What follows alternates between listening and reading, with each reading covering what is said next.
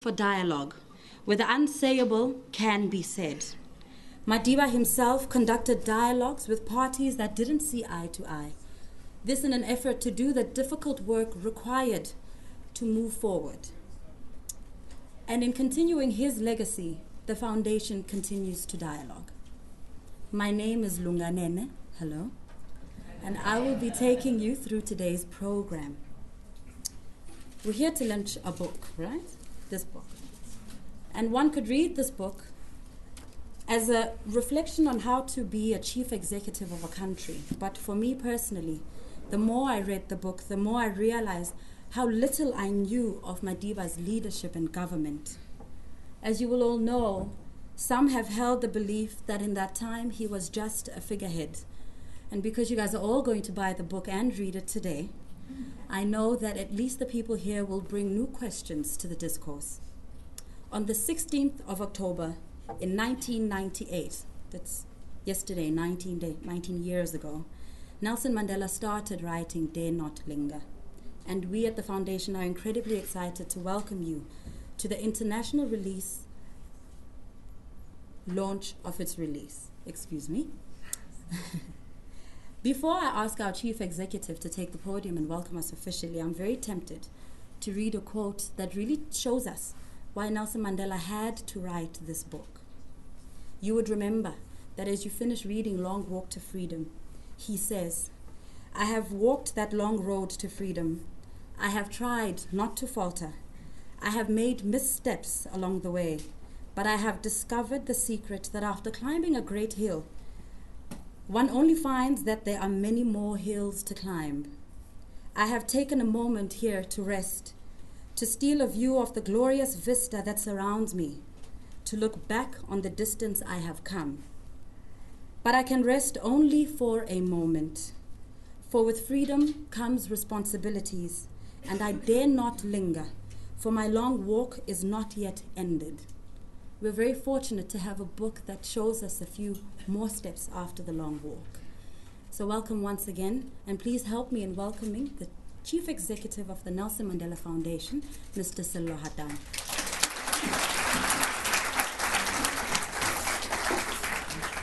Thank you very much, Lunga. You know, today is the day you don't use the R word. The R word is a bad word today. And I'm not sure which R word you had in mind. But I don't know which R word you had in mind. Same as yours. No, I can promise you it's a different word that I have in mind. And I'm never going to use the R word. I was thinking of rough. Like if you're using it in a sentence, you'd say, kuraf. You know, if you want to, you could even say retired. I'm not going to use those words. Like recalled. You know, so all those words, the R words, help me not use them tonight. Because it's the day not to use the R word, right? We all agree. I can see someone nodding, they're not sure where this is going. Don't worry, I'm not gonna do that.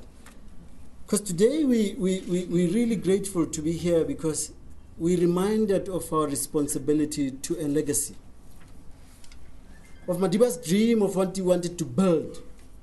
And we are grateful to Ndate Mandla Langa for having brought that forth. So thank you so much. He's sitting right here, by the way.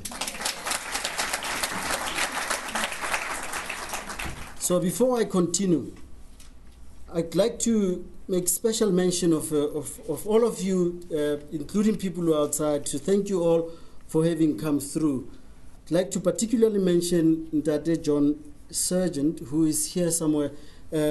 He is the man who saw a dream and also thought he should then sell the dream on to people like Terry Morris and Georgina Molly, who is here also. There we go. So those three were then sold our dream and they thought, we can go with it. Let's try it out. They flew in some from the UK and the US and to be here with us tonight. We also have a representative from the Barack Obama Foundation here present, Dr.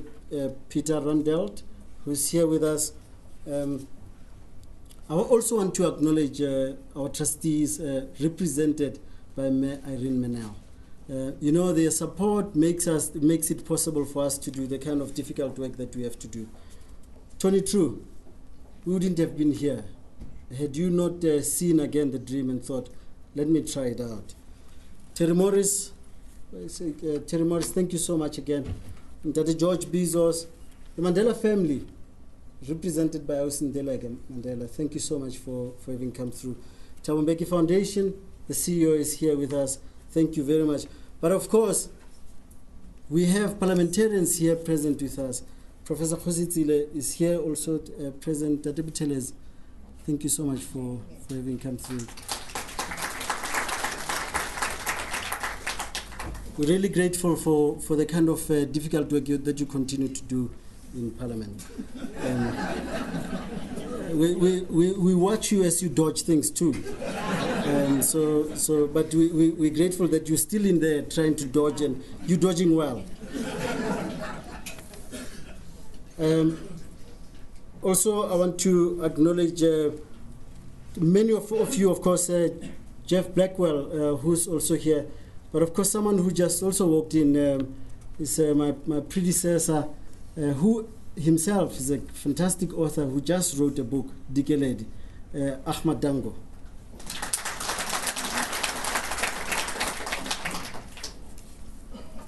As we continue, of course, all of you are acknowledged, and as I'm told, that one never says all protocol observed anymore, but consider yourselves protocoled while I observe you while you do so. Today we are here to mark both a beginning and an ending. Today ends the 14-year process that began in 1998 when Madiba started writing a memoir of his presidency. And of course, today begins the public life of the book, Dare Not Linger, the Presidential Years. Why is this book significant? Why another book on Nelson Mandela, you may ask? Nelson Mandela's legacy has become deeply contested, particularly in South Africa. Views range from young student leaders calling him a sellout, to particularly old white South Africans holding on to the saintly leader myth.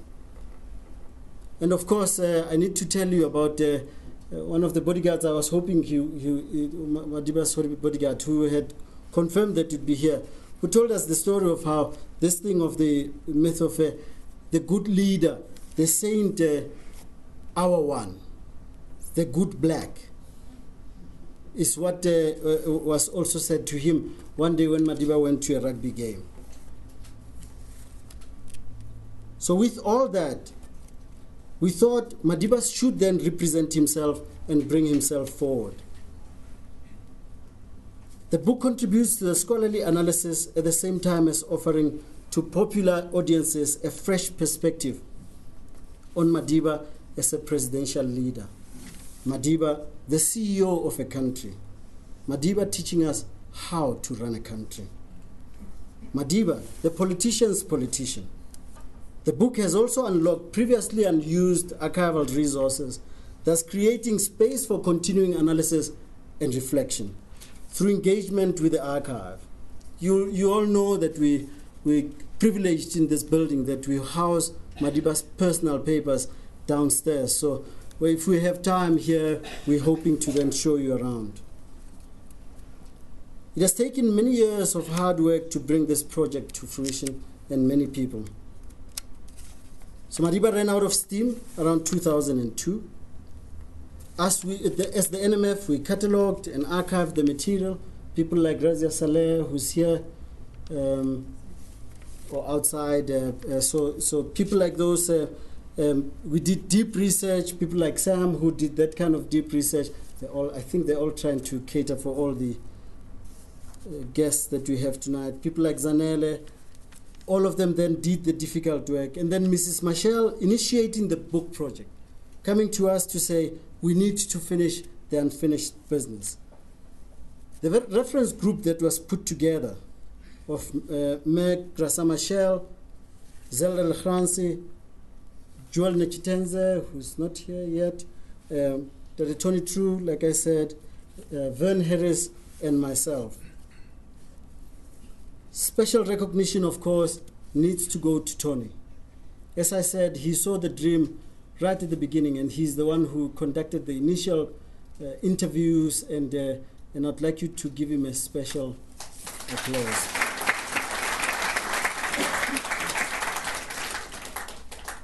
You know, when Ndate Mandla Langa's name was mentioned, there was no doubt about you. So you have worked well with Madiba's words, and you put it into a compelling story, and for that we are grateful.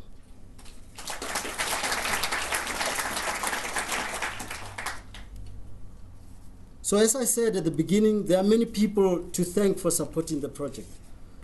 So I won't duplicate the kind of thanks that Terry Morris or Vern will do at the end. But I wanted to note personal gratitude just from me. From the IDC to the IDC, I say thank you. You know, the first donor we approached to fund this project was the IDC. And I'm sad that the CEO, Dr. Jeff Tanner, couldn't join us, but I'm also grateful that people who saw that dream are here. Trustees of the NMF, of the IDC, and some of the key executives there. So thank you so much for having seen the dream and going with us on this journey. PQ Blackwell, it's been a decade long, and you're still with us. We're promising you that the long walk is still continuing. Macmillan, for the outstanding editing and cooperation of the book, thank you so much again for the hard work that you had to do to get this together. Ntate Justice Moseneke, who ensured that we could do this smoothly. The NMF team, I could mention all 27 of you. And I'm grateful to every one of you, including Bra Eric, who keeps the garden so well. That's why we could enjoy it tonight. To Sis Flo, who makes sure that when you call, the calls are taken. Of course, Megra Samashel, who couldn't join us tonight, and this evening, of course, being her birthday. So to you, Mom, in your absence, happy birthday.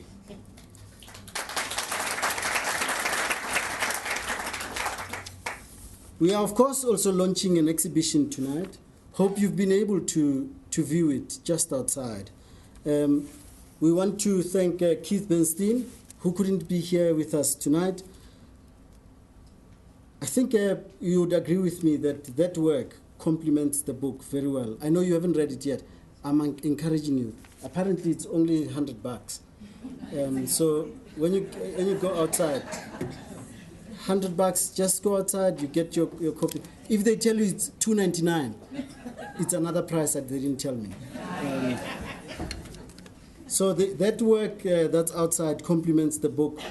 Then for me, of course, this book has been one of those journeys that right at the beginning when it was brought forth that here's something worth putting out there. You're always wondering, do we need to do another book on Madiba?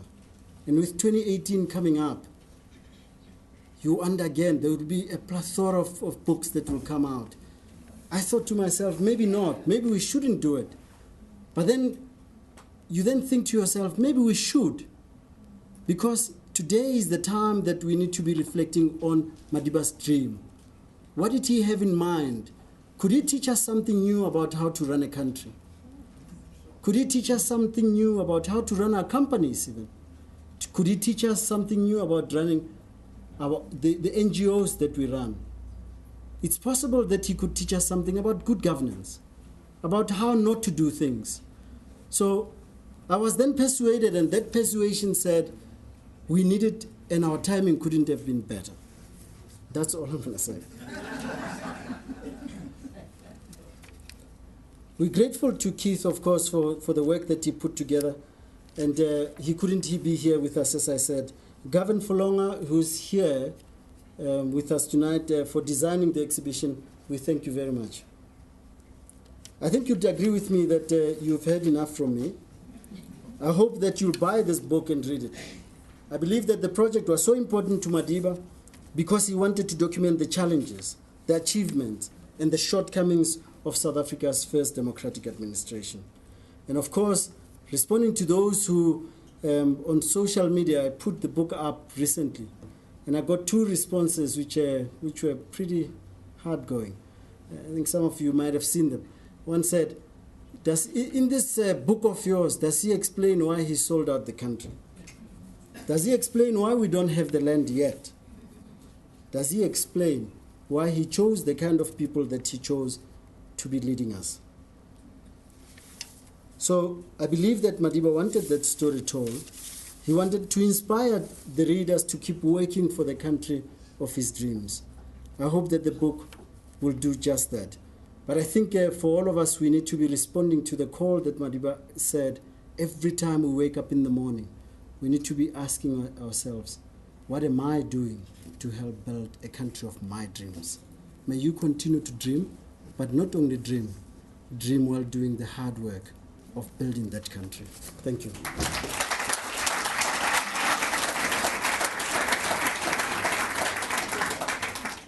Thank you, Mr. Houghton. We would know that CEOs can't concern themselves with details like how much is the book. So it's not 100 Rand. And as I introduce the next speaker who is in the publishing space, I must tell you a few house rules. One is please buy the book. It's only polite. We brought it all the way here for you. It's 290 Rand at the entrance. And for those active on social media, today's hashtag is Dare Not Linger. Help us trend, please.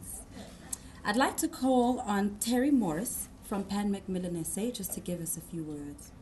I saw her earlier. I don't see her now. Oh.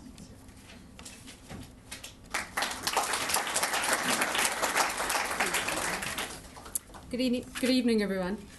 On the 4th of March 2015, an intriguing email arrived in my inbox with the subject line, Project M, Confidential. It was from Anthony Forbes Watson, MD of Pan Mac in the UK. And he and his team had sent the proposal for what was then termed Project M by literary agent Johnny Geller at Curtis Brown. I delved into those 23,000 words that evening, and it was the submission crafted by Nelson Mandela himself, intended by him to be the sequel to the unforgettable and seminal work Long Walk to Freedom. The text was riveting, revealing, and most importantly, reading it felt like Madiba was still with us and speaking through the pages to all South Africans once again. It brought back all those emotionally charged memories standing in queues in 1994 on the 27th of April, glued to the TV on 10th of May, watching the presidential inauguration. After putting together our joint UK and SA pitches rather nervously, we were thrilled to be awarded the opportunity to work on this book together with our US company, Farrar, Straus & Giroux. We're delighted to have John with us tonight, CEO of Macmillan. Pan Macmillan's long involvement with the foundation began in 1994 when we published Long Walk to Freedom children's book in all languages, and we went on to work with the inspirational team of Jeff Blackwell and Ruth Hobday with conversations with myself in 2010 and Nelson Mandela by himself. And the entire team at the foundation, ably led by Selo Hatang, including Vern Harris, Sam Fenter, Lunganene, and many others, have become respected colleagues and friends. From the initial archive tour with Vern in 2015 to the meeting with Tony True, watching some of that footage of Madiba's speeches, some rather fiery, to the editorial meetings, and then a very special chat yesterday with Barbara Masekela, Mandla Langa, and Iman Rapetti, the importance of this book and the incredible depth and complexity of Madiba's presidency and his time in office has become more and more apparent. Who could and would do justice to what Madiba was trying to convey? Both the lessons for future generations and also an in-depth reflection of a remarkable presidency and the lead-up to the inauguration. Mandla Langa's evocative and widely acclaimed novels have been published by Pan Macmillan over the years, but knowing he was busy with the new novel, we were rather reluctant to sidetrack him.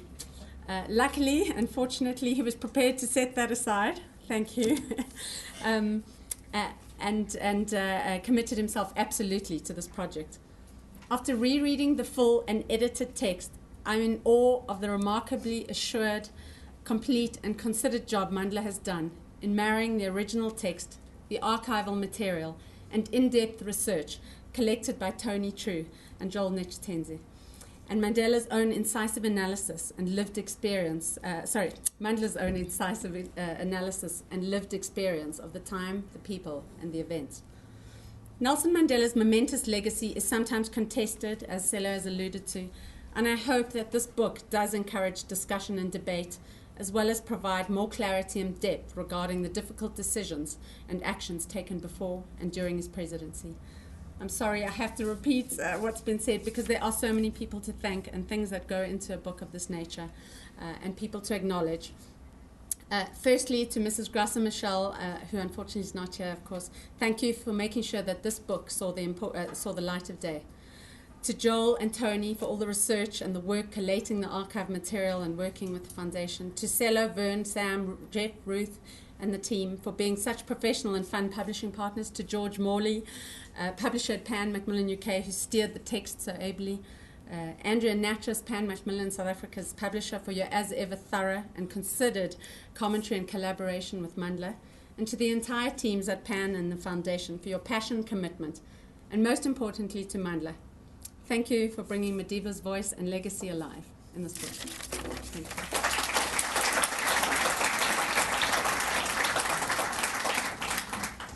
Thank you very much, Terry. Before we get into the dialogue for the evening, I'd like to please call Ms. Lizeka Machecha, who's the Divisional Executive, Argo Infrastructure and New Industries at the IDC.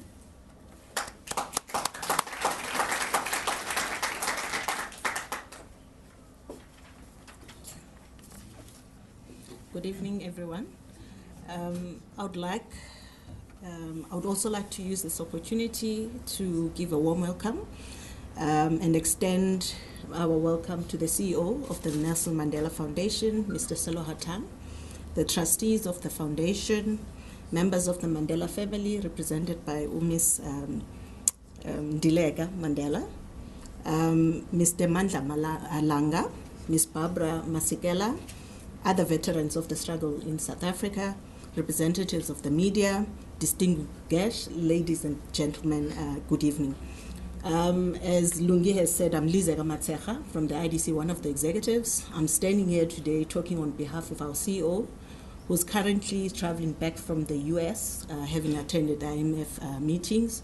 I think he's actually quite sad not to be here, but hopefully I'll represent him very well.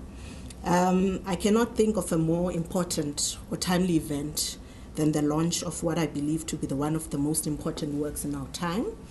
This is a time where we thirst for a true north maker in respect of ethical leadership and moral accountability. It is indeed a great pleasure for the IDC to be part of this occasion this evening. This evening marks the culmination and the realization of a long-held dream to tell the story of the presidential years of one of the greatest leaders the world has seen. The 5 years that President Mandela spent as the first democratically elected president of South Africa are without any doubt the most crucial years in the history of our country, our transition from the apartheid rule to a democratic dispensation. The book provides a compelling inside account of the intimate reflections, insights, as well as what preoccupied the mind of our beloved late president's years in the highest public office. Our journey with the special project started late 2014 when the IDC was approached by the CEO, Mr. Selo Houghton, who has arguably perfected the art of persuasion. Needless to say, he clearly learned from the best to partner with the foundation in completion of this project. The decision to get involved was not a complicated one for IDC, as the very essence of the initiative resonated with our values as well as our mandate to drive and support transformative as well as inclusive transformation for the betterment of South Africa population, a vision close to the greatest man of our time. In the words of the great man himself, he says, "I've discovered the secret that after climbing a great hill, one only finds that there are many more hills to climb." So with this resonating in our minds, we saw this in part as an opportunity to preserve our history, wisdom, and deeply held heritage, something to be passed on to future generations. Our association with the project is a gesture of deep gratitude to one of the greatest and selfless leaders of our time. A legend would not only sacrifice his life for the betterment of his fellow South Africans, but continued to sacrifice his time during his fragile years by manually recording his thoughts and wisdom for the benefit of many generations to come. The thought of sharing his wisdom is one of the most incredible and priceless gifts that one could bestow to humankind. It is a precious gift that is worth preserving in a befitting and dignified manner. Thank you once again for inviting the IDC to partner with the Nelson Mandela Foundation on what is a historical project. I would like to also take this opportunity to salute and congratulate the team that worked on this project on an excellent job documenting our historical manuscripts and preserving the founding precepts of our history. May I also use this platform to challenge everyone present here today to preserve the legacy of a great man he was by standing and acting for what he stood for. Thank you for your selfless contribution and ensuring that this dream did indeed materialize, and for affording us the tremendous privilege to indeed be part of this special work. And may I conclude the earlier quote, take a moment here to rest, to steal a view of the glorious vista that surrounds me or us, to look back on the distance that I or we have come. But I or we can only rest for a moment, for with freedom comes responsibilities. And I and we dare not linger, for my or our long walk is not ended. We would also like to pass our deepest gratitude to Mr. Mandla Langa for the crucial role played in helping put this part of his life together, and for giving us a rare privilege to have close insight into it. A very special thank you to Mama Gracia Michelle, who could not be with us today, for the manner in which you have continued to preserve and maintain the legacy of our great statements with dignity. Lastly, thank you to the Nelson Mandela Foundation team, led by the visionary CEO, Mr. Houghton, for his selfless leadership and for continuing to allow the world not only to be exposed to the great leader Tata Mandela was, but to also inspire us to continue to do good work to those especially whom we know will not able to give back. As I sit down, let me ask all of us who are already supporting the foundation to continue doing so, and those who are not, to start. We all have the responsibility to preserve the legacy of Tata Mandela. In our ordinary daily lives, let us do all we can to continue making South Africa a great country that it is, and ensure that the sacrifices that are made do not go to waste. I think before I say thank you, I think I'm not too sure whether it's a coincidence, but I also happen to be Umadlomo, so it's probably a good thing to be here today, celebrating my own Kulu as well. Thank you for your attention.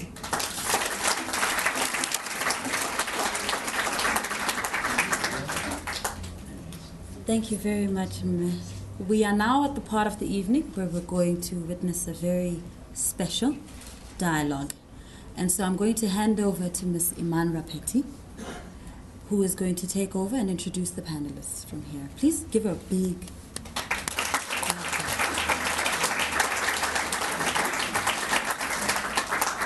I'm going to start here. Okay. Linga, thank you.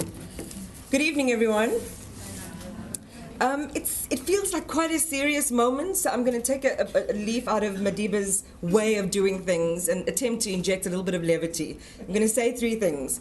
The one is, I invite you to put your phones on silent unless your ringtone is Nkosi Sikalele Africa. The second is, this is really a candy shop for a selfie taker. So many famous faces. I just want to be like, smile and pose, you know? And the third thing I want to say is I'm completely daunted by the task that's been placed on my shoulders this evening.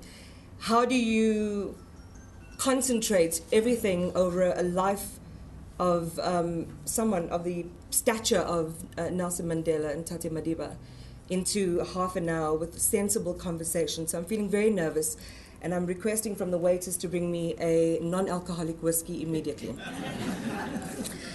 But a formal good evening to all of you. And this moment for me feels heavy and light all at the same time. It's heavy because the man in whose honor we gathered tonight isn't here. It would have been better if he had been. But it's light because through his physical absence, we have this book. We have the chance to see through his eyes and hear his heart speak. In the toughest moments of childbirth as South Africa was going through its birthing process. He wanted to leave this for us, by the way, as my speakers before have said.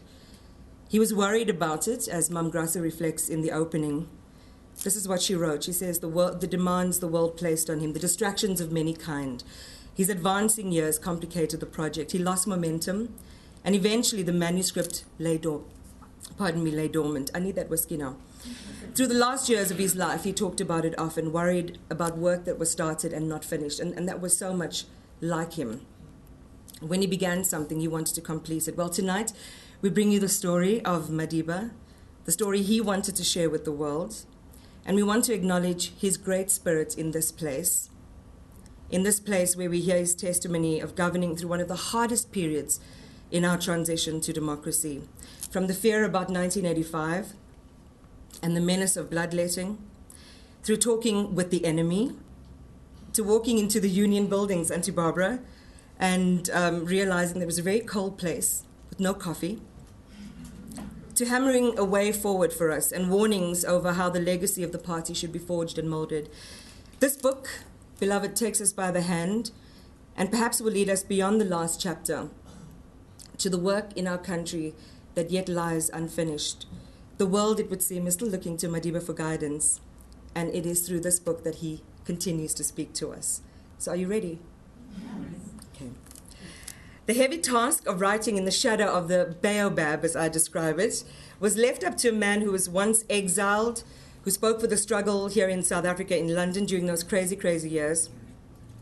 You used your pen, and Tate Mandla, as a sword, writing at times very sarcastically of the government of the day. And there was a poem, by the way, you were on Twitter earlier this week. I didn't even know you had a Twitter handle. But anyway, on Twitter. And it was a poem that was from the past, and it's entitled, We Beg Your Pardon, South Africa. And I just want to give you a little taste of it. Here's vintage Langa.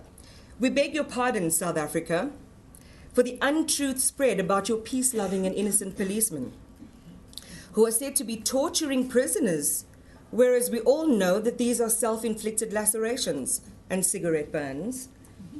We apologize for those that are supposed to have been murdered, when actually they committed suicide. For the man who nailed his own private parts to the prison floor in a frenzy of self-terrorism. For the man who caused such an uproar when he imagined he was a seagull and flew out of a window in John Foster Square. We beg your pardon, South Africa. And that theme we were reminded of about very starkly last week when we heard the truth about Ahmed Timel's murder. So it is my pleasure to welcome you. I've been told not to say uncle, not to say Ntate, but I'm just going to say Ntate Mandla anyway, because if my mother hears me calling you by your first name, she'll box me around the ear. So please, a warm welcome to you.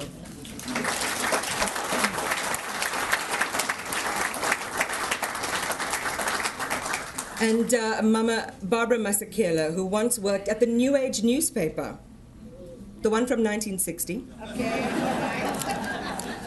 In 1990, shortly after his release, Mama Barbara accompanied Madiba on a thank you tour to the US and to India.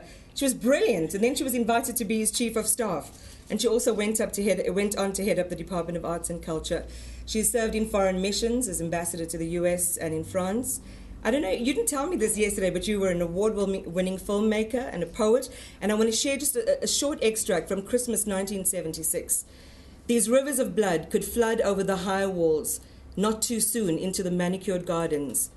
That doll, tagged $500, smiles and mocks my 700 children dead. It's the caliber of people who are able to invoke the past. Welcome, Mama Barbara.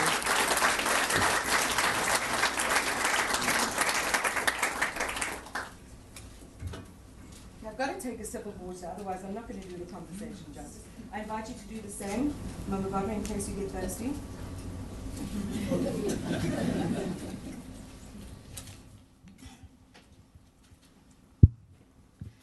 So I want to start because one of my stark observations right at the very beginning was how do you write after someone so great? Right? I mean, that must be a daunting task, even if you're a writer, established writer, even if you're a poet.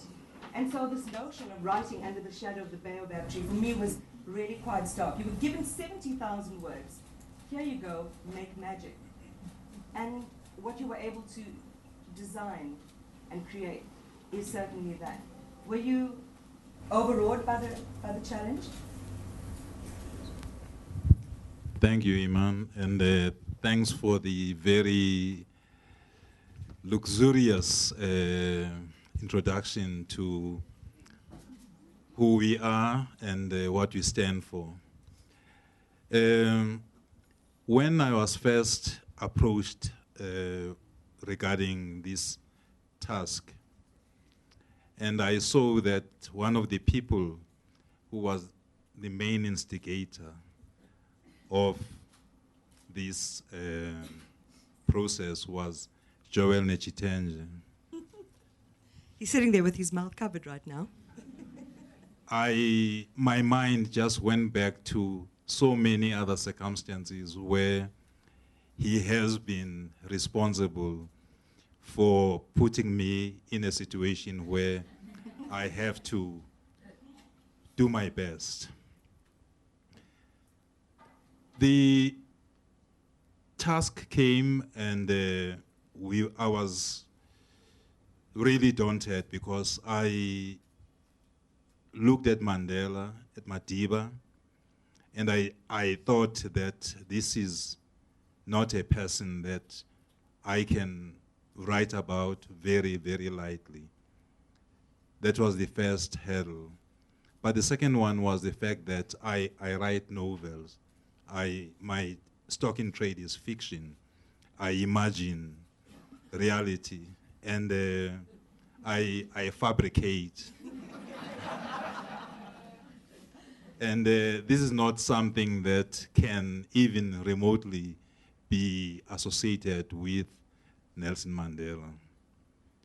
But I had the luck earlier of having done a number of causes, including just looking at this history or the way in which a memoir is written and how to extend it.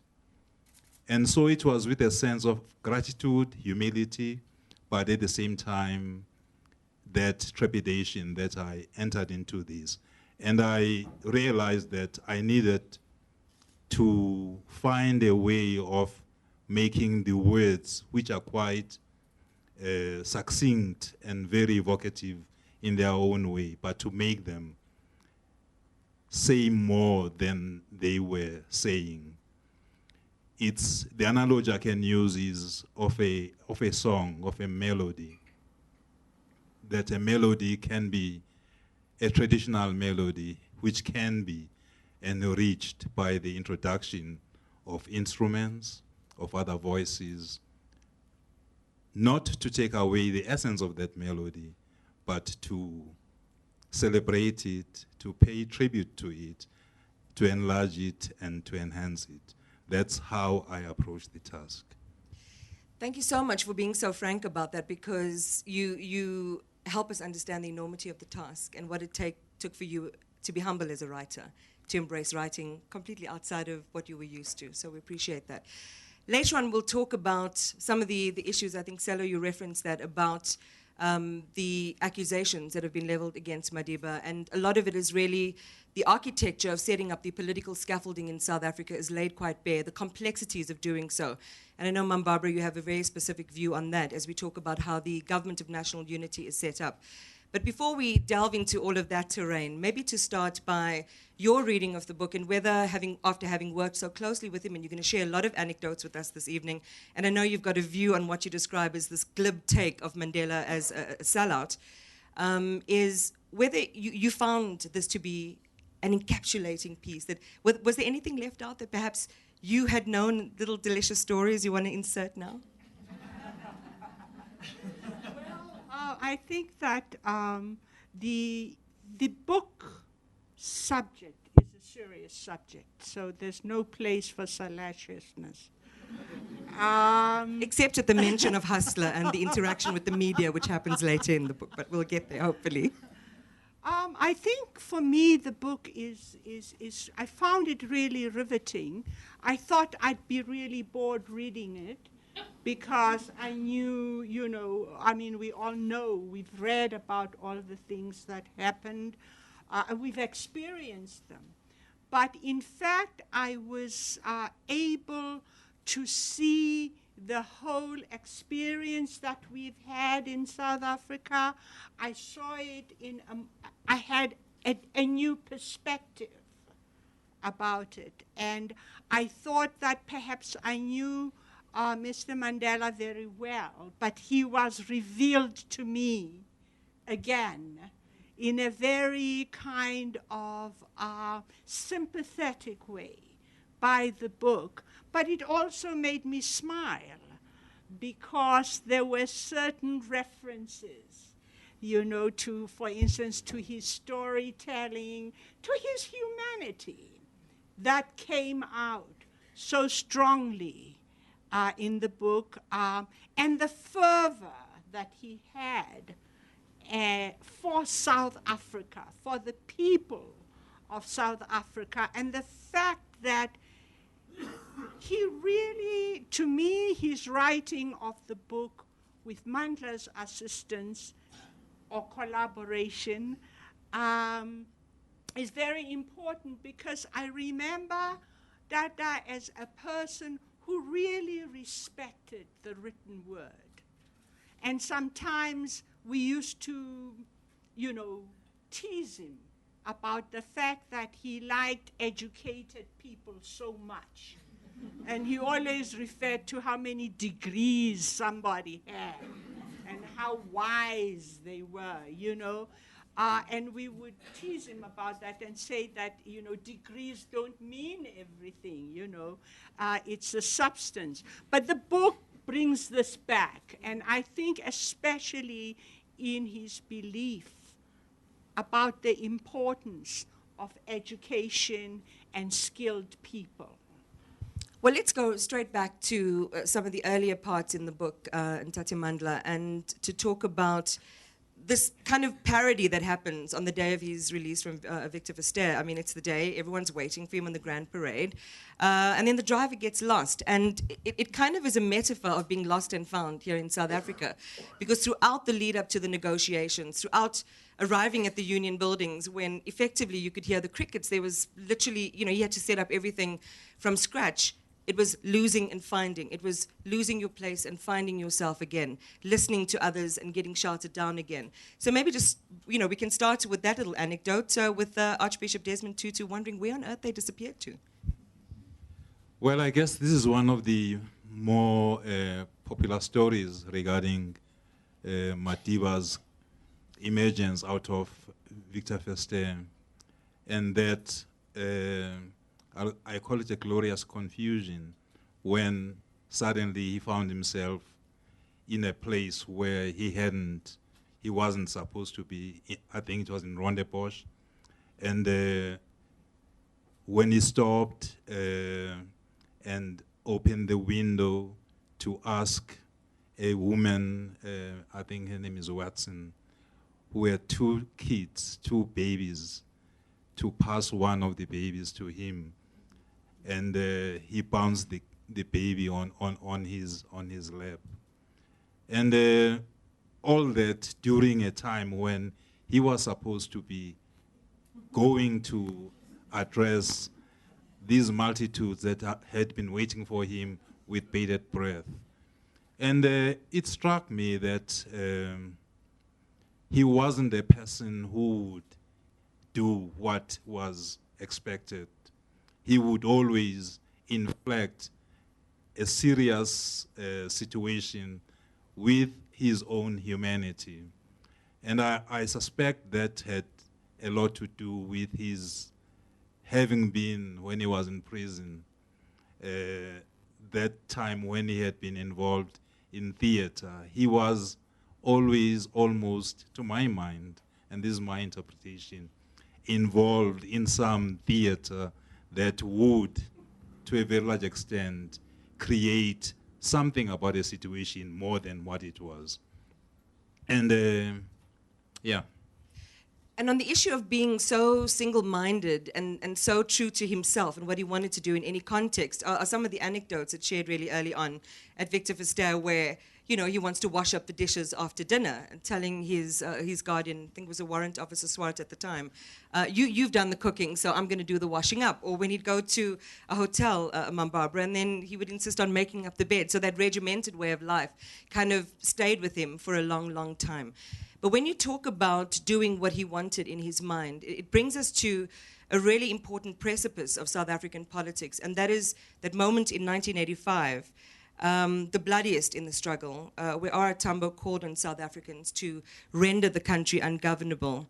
Madiba realizes at that point that the toll of the call would be heavier on the unarmed masses who were facing state power. He understood that, you know, that white people were also as damaged by black people, as black people by racism. There were so many different themes, and it was time for a new direction. And he was going to then take the step to engage around an end to the armed struggle.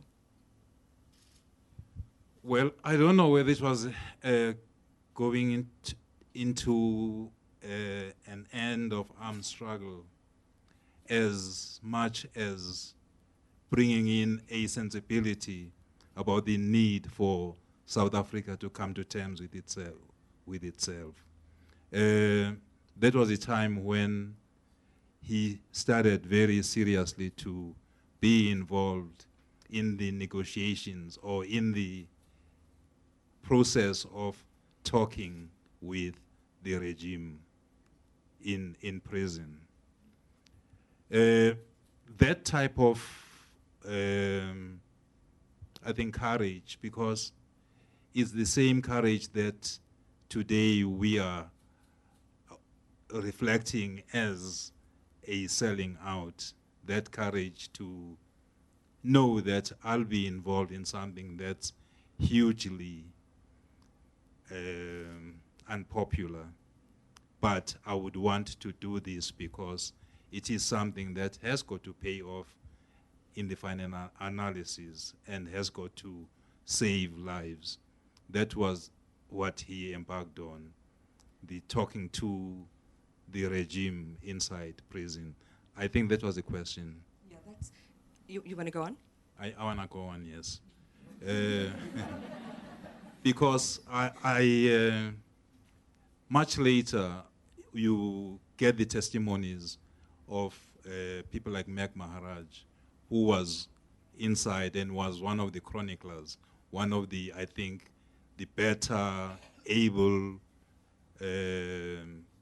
interlocutors when it comes to what was going on Robben Island. And he was able to say that Mandela then put in place or effected the communication between himself, Oliver Tambo, and of course, the grand old men who were on Robben Island too. And that's when this notion of talking to the enemy became something that could be, how to say this, could be sustained. But it's important to say that the ANC as a political movement was always kept in the loop, so that even though Mandela might have spearheaded all this, at the end of the day, he had the backup, he had the infrastructure, or I'll call it the moral authority or political authority to pursue these conversations. Are we able to have another microphone, Lunga? Okay, I think we do have one. Let's have it, so it will just make things a little bit easier for us. Sorry about that, Iman Barbara. As long as you don't start rapping, Uncle Mandla. Shall I help? Okay, so you have one, and Mama Barbara can have the other. Which brings us to a point that you raised yesterday, Iman Barbara, about this criticism of Madiba, or the questions around whether his leadership was autocratic and singular or whether it was collaborative. Your sense? I think that everybody who knew, I've never quite been able to call him Madiba. I always call him Tata or Mr. Mandela. But again, the question? Whether his leadership style, from what you No, could see. I was saying that everybody who knows Madiba knows that he was a person who relied very much on the views of other people, and he respected them. Because I think we have to understand it from the very ethos, his values. He came from a traditional background. He came into the city to work. He became involved in politics. But always, I think that there was what was of a greater influence on him was always where he came from. He never forgot that. In terms of the poverty of the people, the oppression of the people, and the fact that he wanted to correct that. So, all in all, he always relied on the views of others to test his own. This does not mean that he did not hold a view himself, but he wanted to strengthen it by the agreement of others. But that doesn't mean that he always agreed with that view, because he could be very obstinate, about something if he held a particular view. But I think that one thing that is outstanding that I remember much, and I was very pleased to see it in the book, was that Barbara, you need to pull that up. Only for broadcast purposes, so that the audience out there can listen. We want to be a friend to the media. He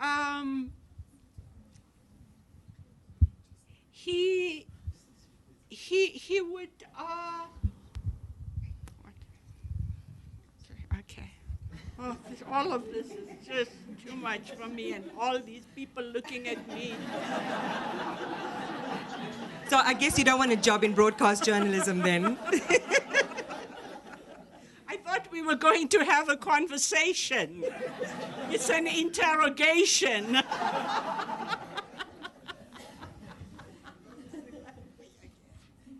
Always remind you, yes, we were talking about his collaborative style. Yeah, his collaborative style, and I was saying that he could be very obstinate, and that if he found that more people disagreed with him, he'd actually go behind your back and to find more people who would agree with him.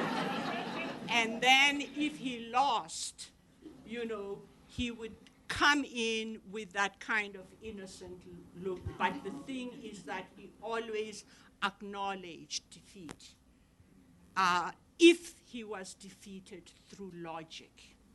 And if he was defeated through an ethical argument. I also wanted to point out the fact that, one of the things about Madiba was that he was a very good student. He didn't see his position as one that required him not to learn from others.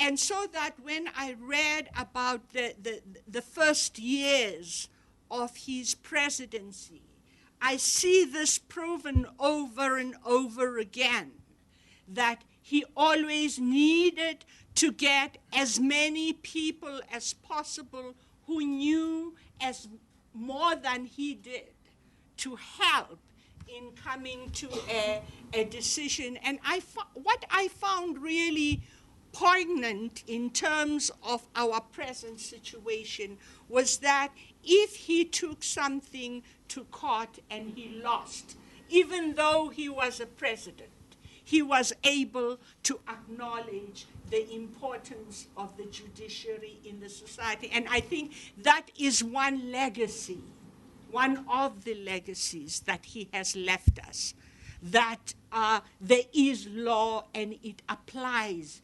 equally to everybody.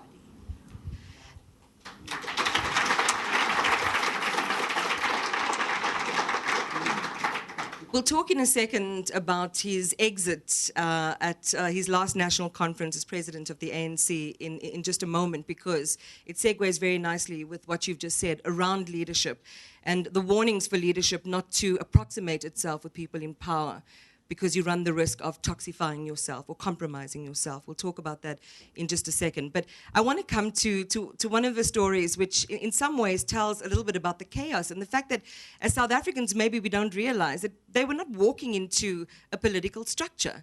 This was ground zero of government. And the chapter entitled The Union Buildings, I think, Barbara, you have a memory of that day as well. But, and Tati Mandla, maybe you can talk us through the beginnings of that. You walk in, gone are the coffee machines, it's very cold, most of the staffers have left, you're left with, skeleton staff, and you've got to sort this out and put up your political scaffolding. What confronted them that day?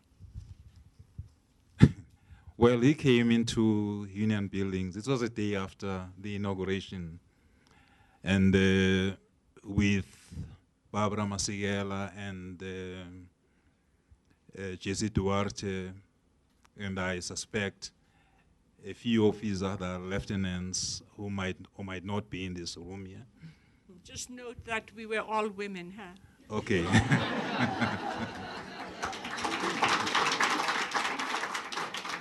And the first thing that he realized was that there wasn't, earlier when he had been in the Union Buildings to visit de Klerk, there would be coffee, the smell of coffee in the corridors.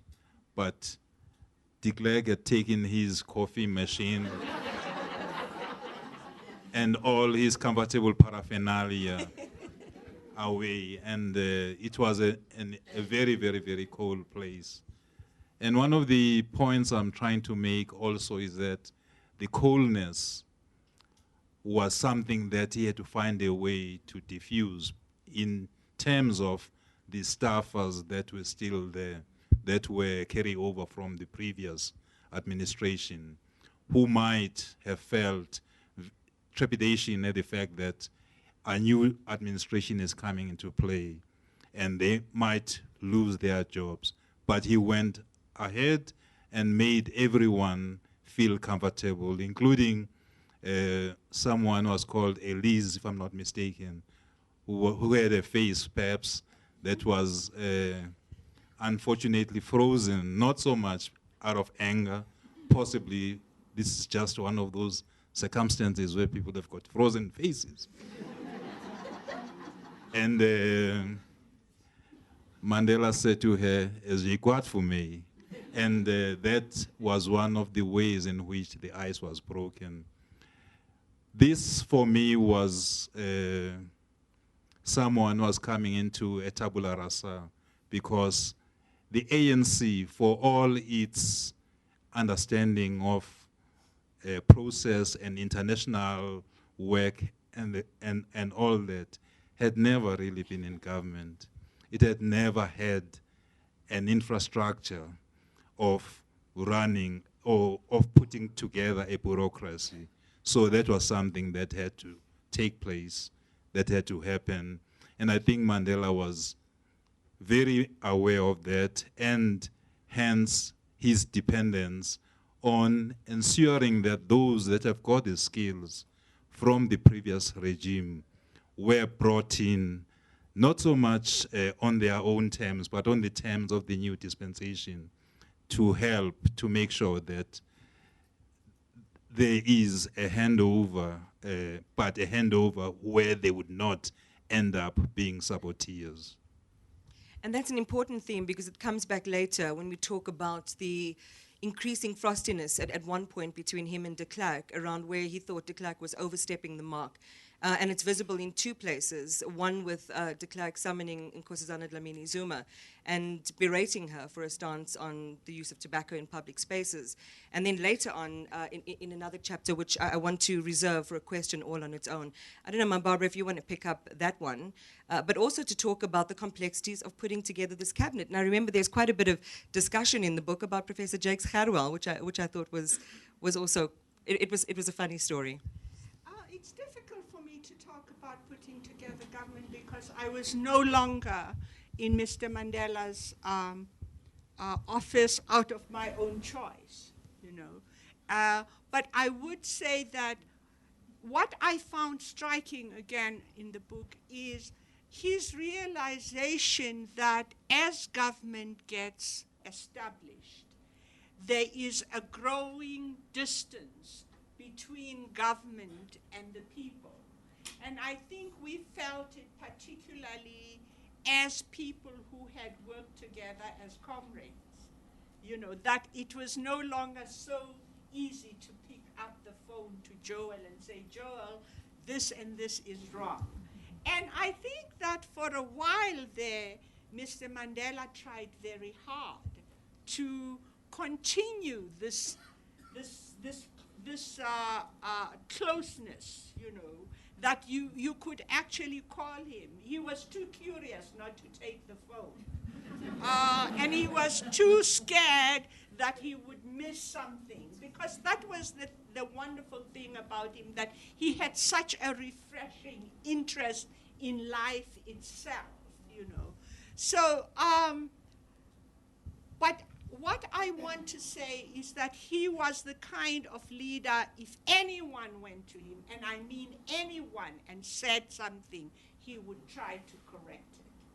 And that was, of course, great frustration for us when we worked with him before he got into government. And I imagine that in government, too, it was a great problem, because suddenly Joel was no longer Joel, he was a minister, you know. And I could not, you know, talk to him directly. I had to talk to him through other people. But Mr. Mandela had the Is that true, Uncle Joe? No. I'm saying no. He had the ability to cut through all of that, but without being offensive, you know, to anybody. But there's also one other thing I want to say, which is that Mr. Mandela was always consciously building a tradition of government. It was not mechanical. You know, he was deliberately and consciously setting up values for the future, which he hoped, you know, would be followed. And I think we are very privileged, and we must be very thankful to Mandla for this, because in most countries, established countries, you know, it is the practice that when somebody comes into power, that somebody is appointed at that very moment to note down every step of developments during the administration of that person. We have not had that in South Africa, and I think that this book is setting the basis for that kind of historical recording of our experience as a people. So, you know, I really would like to congratulate Mandla and Pan Macmillan for this book, because this is actually the first book that we have that tells authoritatively about the steps of, you know, setting up a government. I would hope that people who are so critical of Mr. Mandela would take into account what that means to run a government. And I think that this book shows the enormity of the task, you know. Perhaps, Ntate Mandla, we can touch on that subject, which basically lays bare the complex architecture of setting up a new government in a context where the old hack still wanted to hang on to power, the growing disaffection between some of the key players in this. And I'm talking specifically here about Madiba and de Klerk. And I just want to read an extract which really jumped out at me when I was reading it. It's around the problems in KwaZulu-Natal. He writes in a letter to de Klerk, and consequently the solutions to those problems are deeply embedded in the history that situation prevails. You, Mr. de Klerk, will certainly acknowledge that the present conflict in the province is as much the creation of the policies and strategies of your party and the government of which you were part and presided over as any other factors. And this, for me, was just quite powerful. When de Klerk wrote back and said that he had not been suggesting mediation, but a meeting as a party to the agreement on international mediation, Mandela gives him the short shrift. He says, rather than suggesting pointless meetings, he wrote, I would appreciate your input on how to deal with the legacy of the inhumane system of apartheid, of which you were one of the architects. So he didn't pull any punches with de Klerk. Yes, he didn't pull any punches with de Klerk, as he would not pull any punches with anyone whom he felt was going out of line. But I think when I had a conversation with Mrs. Graça Machel about Mandela and how he was in public and how he was in private, she made me aware of something which we all take for granted, and that is he would be very, very conciliatory to any political leader in the public space, because his feeling was that this is a person that represents a constituency, and if you humiliate that person in public, you are ipso facto humiliating the constituency or the supporters of that person. It would be a different thing in private. With de Klerk, I would think that one of the things that sometimes happened was the frustration, the mask between the public and the private cracked. You know, the tension sometimes was just too hard. You'll remember, for instance, with the whole issue of Boy Batong, when Mandela went public in castigating de Klerk. Those were some of the instances.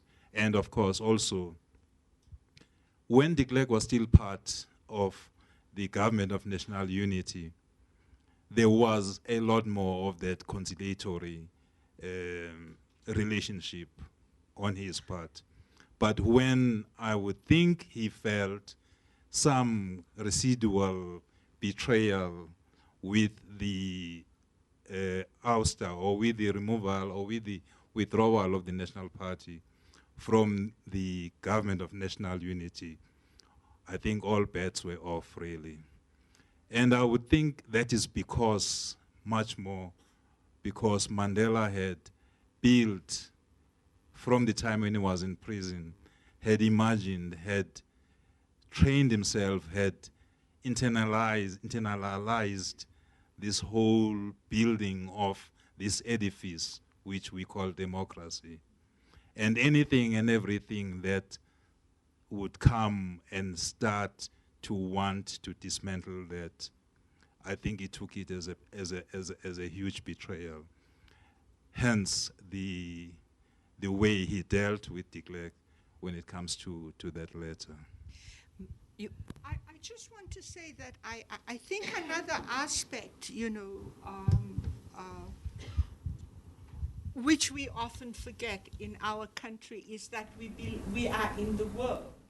Because what was happening at the time were also very serious wars and loss of human life in Rwanda, in the Congo, in Kosovo, as Mandla shows in the book. And Mr. Mandela did not want war in South Africa. He simply did not want to see South African people at war with each other because he knew that it would lead to the kind of destruction of human life and all the things that we had built in South Africa, the kind of destruction that although we had suffered immensely as victims of a crime against apartheid,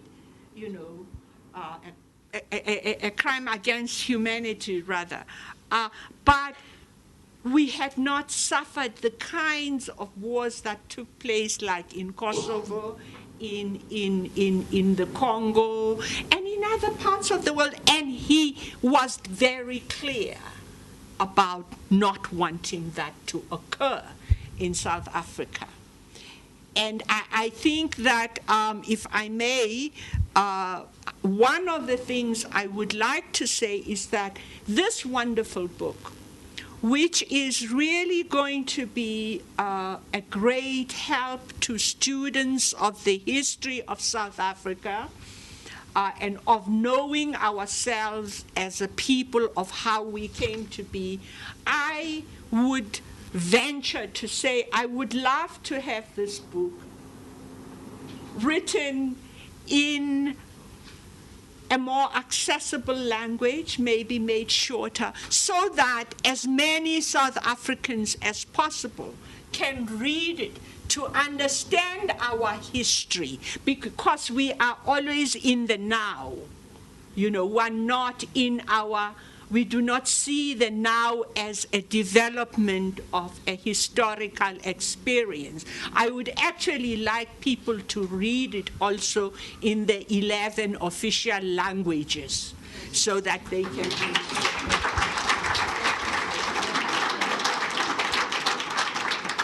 Well, some would say, given the rate of change in South Africa, you'd need a horde of scribes to jot down our history at any given point. We have a lot of translators. Perhaps there's so many themes left that we just didn't reach, and so much was expected of this half hour. And I really also want to invite you to ask a question and maybe engage with Ntate Mandla and Mama Barbara.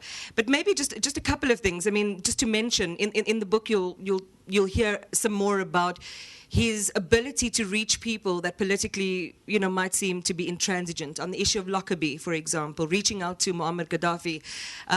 Libya didn't want to hand over their suspects in the case. And Madiba, I think he drives over the border from Tunis and gets there by car because he couldn't fly into Libya at the time.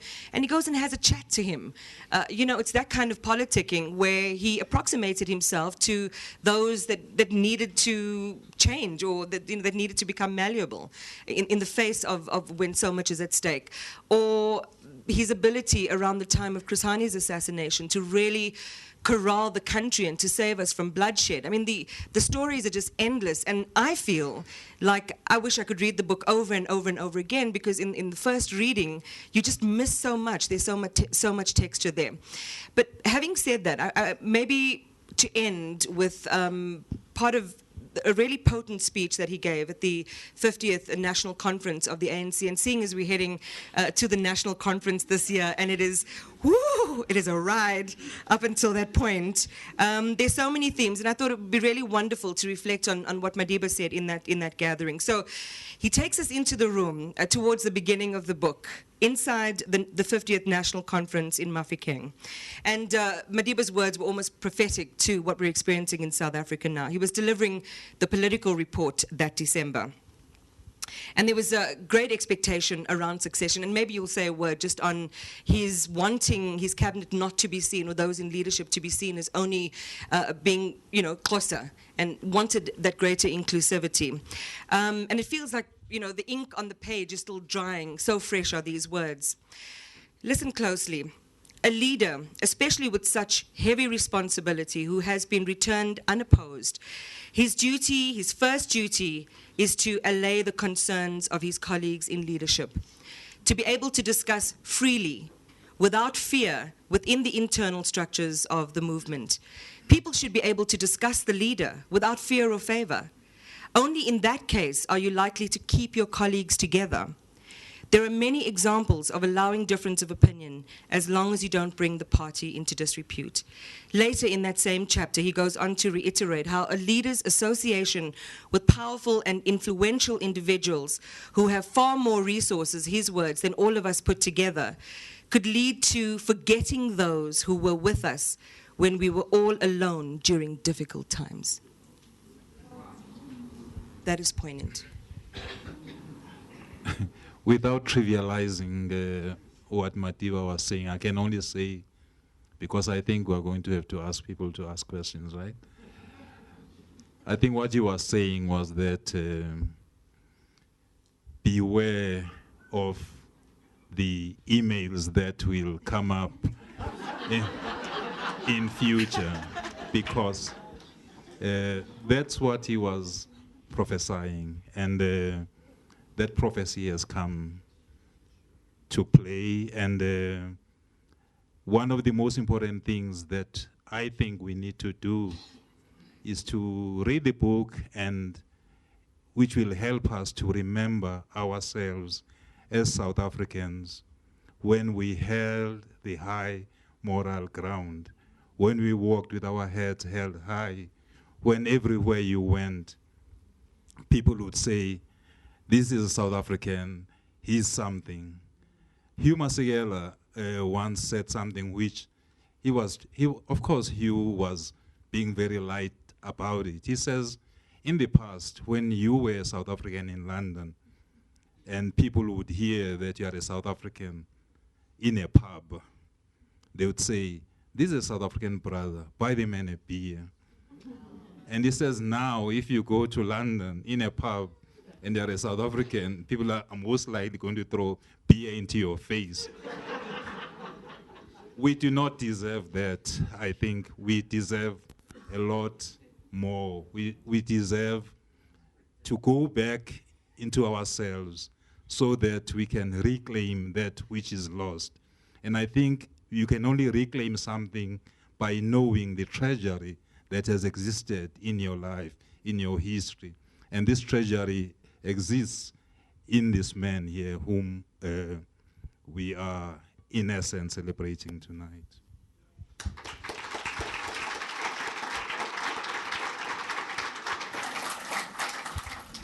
Okay, it's my invidious task of streamlining the questions, but I would love to invite you to make a comment or to ask a question. Quick show of hands. Without a speech, Mama Barbara says. So, not my words, the elders have spoken. There's a gentleman at the back of the room. We'd like to get a microphone to him. Any of you in front? Oh, Uncle Joel, yeah, you know, we can't just let you go. So they talked a lot about you. I'm sure you want to say something.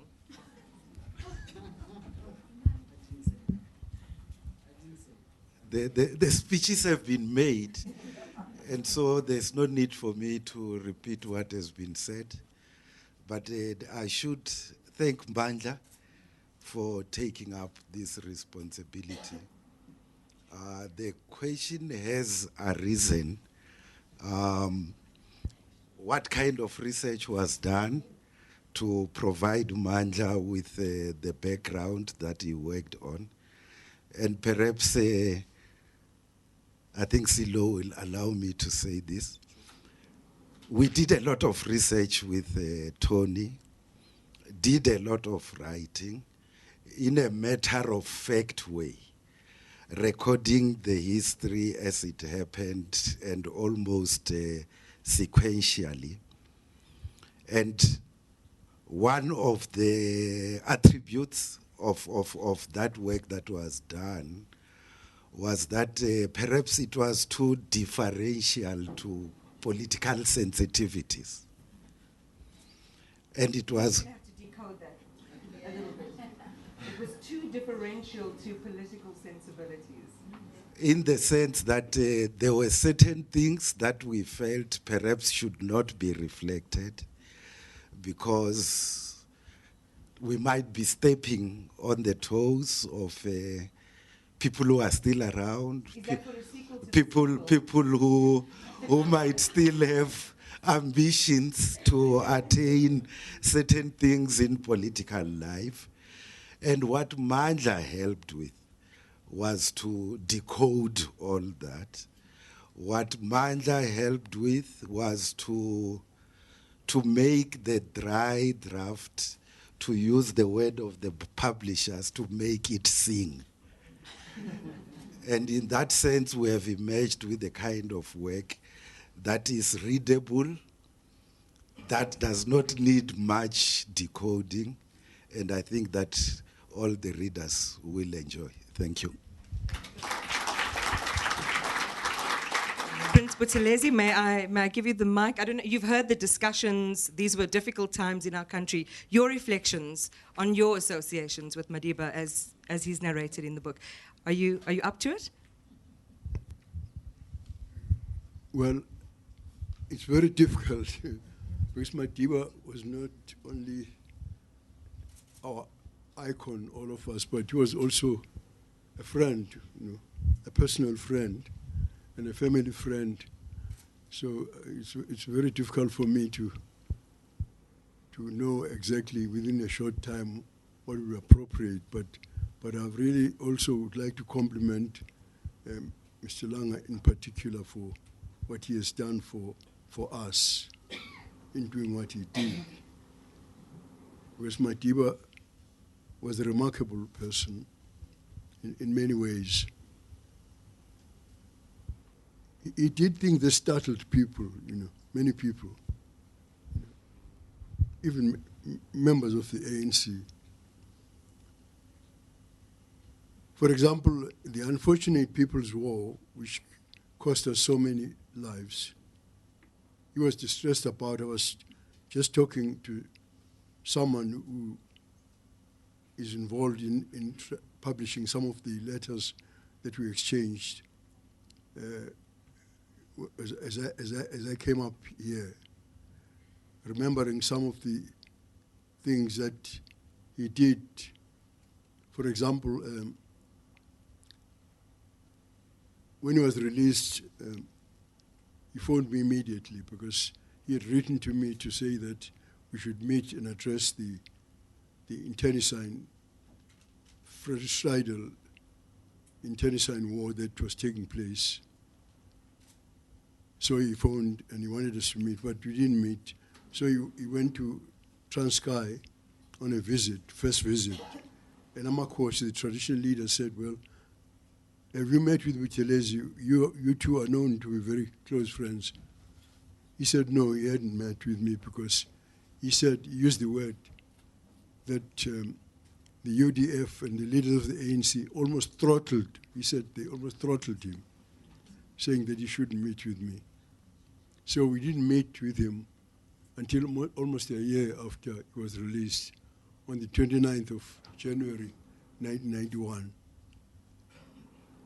where, in fact, we, in our joint communique, which was written out by our scribe, who was then our former president, Mr. Mpegi, that we must address this issue of internecine war. And from that time, leaders of the ANC and members of the ANC, members of the IFP should be addressed by Madiba and myself. And we all agreed with that, with alacrity. But what happened then is that I was invited to a place outside Maritzburg, and we were supposed to go there with Madiba. And a few days before we were supposed to go there, I heard that he was no longer coming. So I phoned Madiba and said, Madiba, is it true? He said, man, the leader of the ANC in your province brought a busload of leaders of the ANC saying, under no circumstance should I go with you there. But then, after the game, the government of unity was set up, and I was his minister, and when he was here, that visit to me, I think that Masekela would remember his first visit to the United States. He then, I realized that. That's why I was quite frank. I said I didn't know where to start. I didn't say, but can you just leave me then to finish what I'm saying? Can you just leave me, please? I don't think you need to sit in front of me for that matter. He then appointed me as he decided that I was invited. He was then at that time the chairman of SADC at that time as well. So I was invited to in Maputo to his room, and he said he was leaving the country to me, which angered a lot of people, you see. At the time, we were furious about it. Then there was a trouble in Lesotho, as there is trouble now. So what happened then is that he had to talk to other heads of state. And just after midnight, he hadn't spoken to President Mugabe. He looked at his watch and he nudged me. He said, "We are now the acting presidents." Because their relationships were frosty, he said, "Speak to Mugabe." I mean, there are many things I can say about the greatness of this great man, but I think having been told to shut up, I must do so.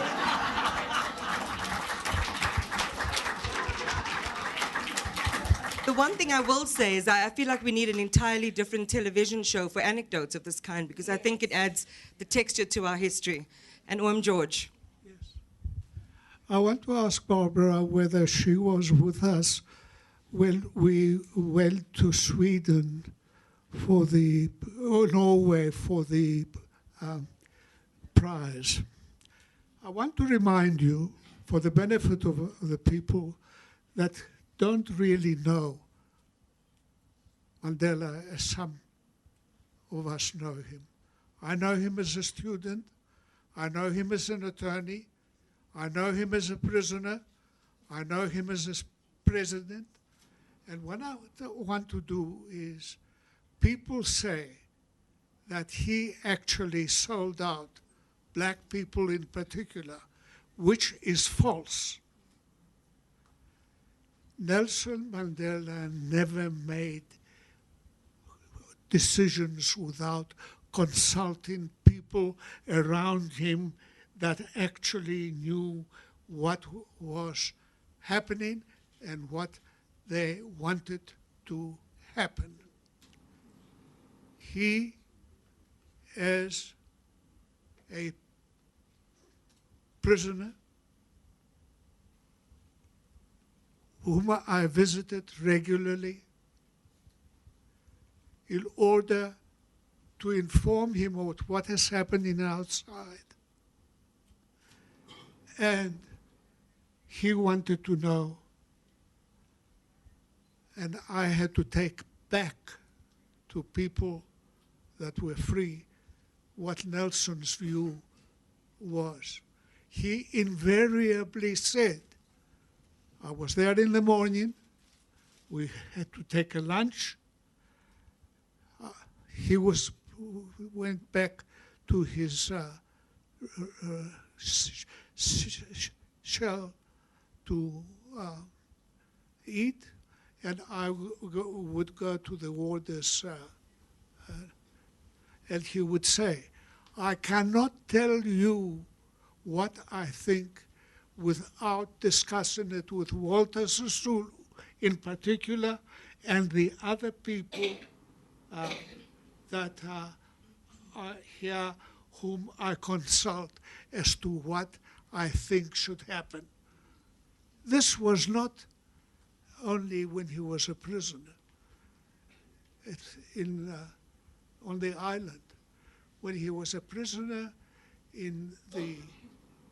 together with the 4 others, he called me in and said that an offer had been made to him by the Minister of Justice, just appointed, and he wanted to know from Nelson, is there any way in which we can find a solution to our problem? What was Nelson's answer? I am a prisoner. The president of the African National Congress is Oliver Tambo. I want you, Mr. Minister of Justice, to authorize Bezos to go and speak to Oliver Tambo. What does Oliver Tambo and the people of the ANC in exile feel we can do? So that when people say that he's sold out to the clerk, it's quite wrong. And I want to remind you, Barbara, of what happened when the clerk said, when he received the award before Nelson and thereafter Nelson. You recall that he said that both sides made a mistake. Do you remember what Nelson said at the dinner, which was a private dinner? Were you there? Do you remember? No.